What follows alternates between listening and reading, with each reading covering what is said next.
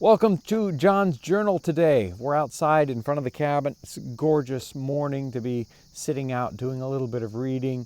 I thought we would jump into the next section here in Nicholas Cresswell's journal, where he gets on board ship and starts heading for America. And I'm just going to randomly grab up a couple of readings here just to give us a quick idea. Some of these journals do have sea voyages in them, and some of them are basically all about sea voyages. So later on I want to touch on a couple of memoirs specifically about people who were sailors, and there are a few of those in our time period. But here we have April 9th, 1774. This morning I got up very early and wrote to my father, got on board the Molly at 9 o'clock, and we set sail with a fair wind and a tide in our favor, and in the afternoon, calm and pleasant, came to an anchor off Orm's Head. We are 4 passengers, but don't as yet know the others. All of us very merry at supper, though I believe most of us, young sailors, are rather squeamish. At 8 o'clock in the evening a breeze sprung up, and hove up the anchor. About 10 we saw Scary Lighthouse. He talks about getting into a hammock. He says Sunday, last night I attempted to get into my hammock. The hook at the foot gave way, and I had like to broke my bones in the fall. To no small diversion of my fellow passengers, the hammock is a hard piece of canvas suspended up to the roof of the cabin at each end with cords. There's been, some folks really trying to get the idea of, hey, did they have hammocks not on board ship, but in other situations, because hammocks are kind of popular right now? I don't think so. Here he describes hammocks, at least in his setting, from England. He hadn't had any great experience with hammocks before that, and obviously because, he had an accident. The next day, he says he was very sick, but he likes sleeping in a hammock. Good. Next day, he slept pretty well the day before. His sickness is starting to get better, so his seasickness, even after 3 days, he's starting to feel better. By the next day, he says he's pretty much got over it. And then, Thursday, very much deceived, very sick all day. So I'm just reading quick excerpts from some of these. Saturday, almost a week later, he's still very sick. Sunday, he's starting to get sick a whole week later after being on board ship. Let me skip ahead to 2 weeks. Hard gales from the eastward. The ship rolls and pitches, the worst I have yet experienced. Very often the waves break over the longboat, those are usually in the center of the ship, so that's a lot of water. Broke our mizzen yard, very sick. 2 days later, strong gales and high seas. The first thing I saw after I got up on deck was the carpenter tumbled from one side of the deck to the other in a great sea that we had shipped, in which he lost his hat and wig. Saw him soon after, asked him what he had done with them, and he says, "Damn my eyes," says he, "they're gone to Davy Jones' locker." This was a very common saying when anything goes overboard, very sick. Very interesting.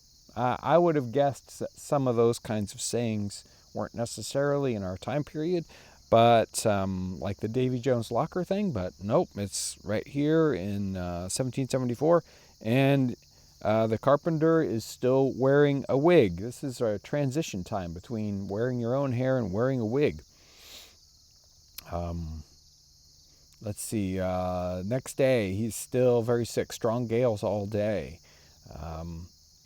And they're catching a fish called the Portuguese man of war later on, which, of course, we know as a jellyfish. And he does finally, it doesn't really, I think that's about the worst weather he has gotten the whole time. Here's where they finally kind of make land. At 10 o'clock this morning, this is Saturday, May 14th, We made land from the masthead. At 2 in the afternoon, we came up abreast with Cape Henry, from which we saw Cape Charles, north, and east. Got a pilot on board.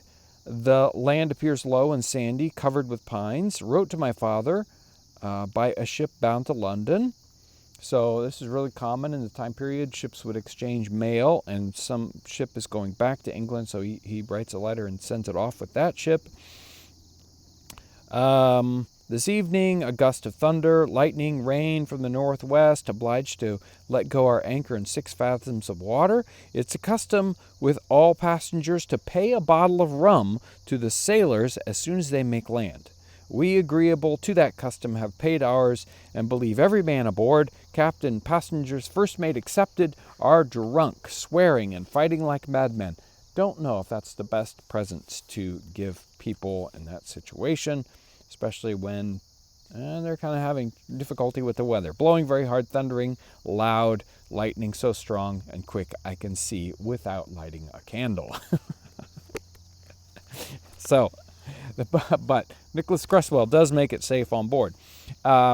Another book that is really, really good. It's not one that we have on our website, but it's sort of the memoirs of, it's called The Infortunate, not unfortunate, but Infortunate, The Voyages and Ventures of William Morley. He was an indentured servant, but of high enough rank and schooling that he wrote his memoirs here. And here's a little excerpt about his sailing. And he sails, he didn't have enough money to come to America, so he had to indenture himself. He had to contract his labor into the future. Let's see.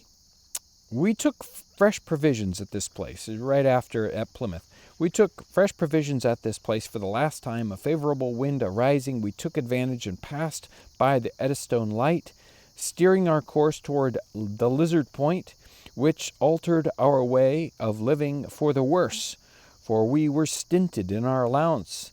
Being joined together in messes, 5 to each mess, 3 biscuits were given to each man for a day, and a small piece of salt beef, no bigger than a penny chop of mutton. Some days we had stockfish, when every man was obliged to beat his share with a maul to make it tender, with a little stinking butter for sauce. Every morning and evening the captain called every one of us to the cabin door, where we received a thimbleful of bad brandy. We were obliged to turn out every 4 hours with the sailors to watch, which was to prevent our falling sick by herding under deck, or maybe because they needed people to help them work the ship. In our voyage, we observed little worth taking notice of till we were in latitude 33, when the sun was intensely hot, which so parched our bodies, having but a scanty allowance of water. Why didn't they have enough water on board? Not above 3 quarts to each mess, probably per day. We attempted to drink salt water, but it increased our thirst. Sometimes, but rarely, it rained when we set our hats on the deck to catch water, but it, sliding down the sails, gave it the taste of tar. They're catching water in their hats? This sounds like a very, very ill-provisioned ship. They don't have enough water. They don't have enough food.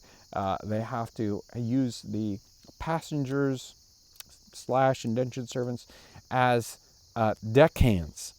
Probably not very trained deckhands, so they're just kind of hauling on ropes. Is probably about it. It's like, hold this rope, pull.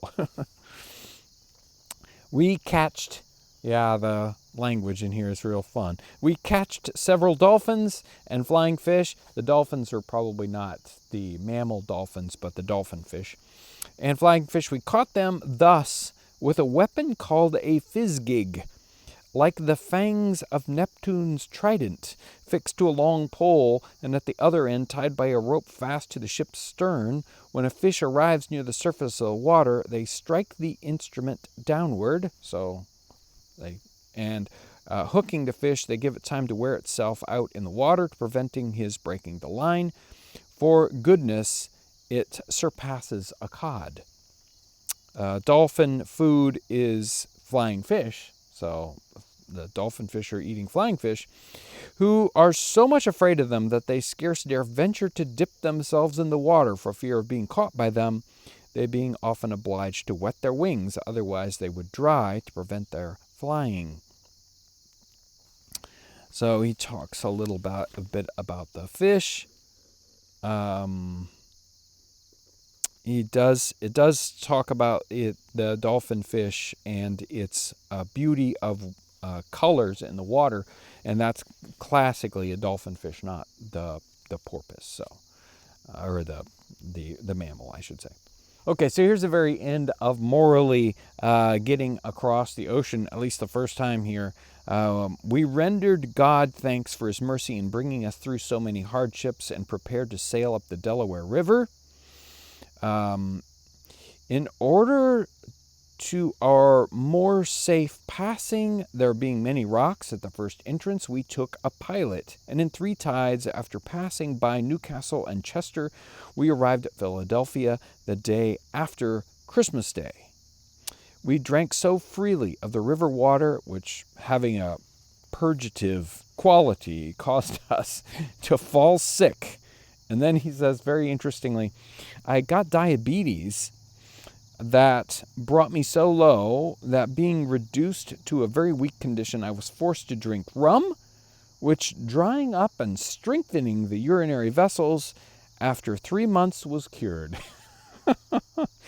And diabetes here, he just means an excessive production of urine. So very funny little section there. Rum cured him. That was surely the problem was not enough rum. If you're interested, you can find this book, booksellers, Amazon. Really, really wonderful book. I can't recommend it enough. This is edited by Susan Klepp and Billy G. Smith, and those are names you'll see in other 18th century kind of modern works where they find some good material. So it's called The Infortunate, if you're interested in finding that. I want to thank you for being part of Townsends Plus, coming along on this journal read with me as we go through these journals, compare and contrast. We'll see these kinds of things come up over and over again as we go through the journals. Really interesting parallel connections and situations. I didn't read the stockfish setting here, but it's really interesting that this is probably 1725.